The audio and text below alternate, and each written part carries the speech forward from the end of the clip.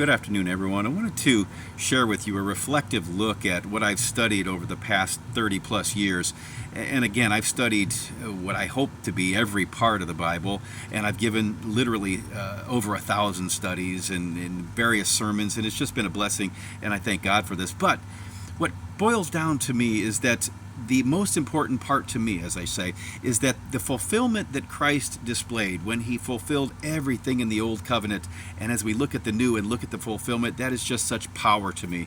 As we look at every drop of blood, every piece of attire from the high priest, the temple itself, every lamb, every goat, every heifer, everything is fulfilled in Christ and how he dealt with sin. It's just amazing to me. And I talk to people, and 99% of the people are in full agreement that when I talk to them and say, is Christ the new high priest, the superior high priest, taking the place of or fulfilling the place of the earthly high priest? Oh yes, Hebrews 7, everyone agrees with me. Hebrews 7, that Christ is the superior high priest, no question. As we look at it, I may ask as well, does Matthew 26 back up the idea that Jesus is the fulfillment of the Passover lamb? Everyone's in full agreement, universally. Is he the bread of life from John 6? Yes, of course. He's the bread that fell from heaven. He says it with his own voice. Is he the light of the world? Absolutely. John 8, he's the light of the world. There is no question that he is the candlestick that was in the holy place, that Jesus was the bread in the holy place, that he is these items, then they had their place, but he has replaced them by the fulfillment. It is painfully clear that even in the sanctuary he fulfilled the veil itself in Hebrews chapter 10, that he was the veil that was torn. Look at it for yourself. That's drama right there. Hebrews 10 and verse 20, he is the veil that was torn. That's his flesh.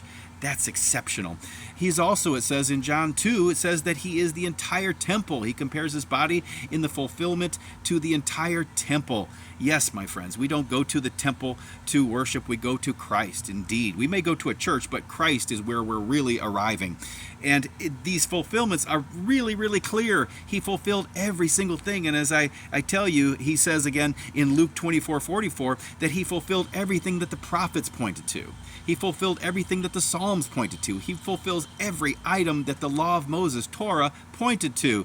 Nothing was left undone.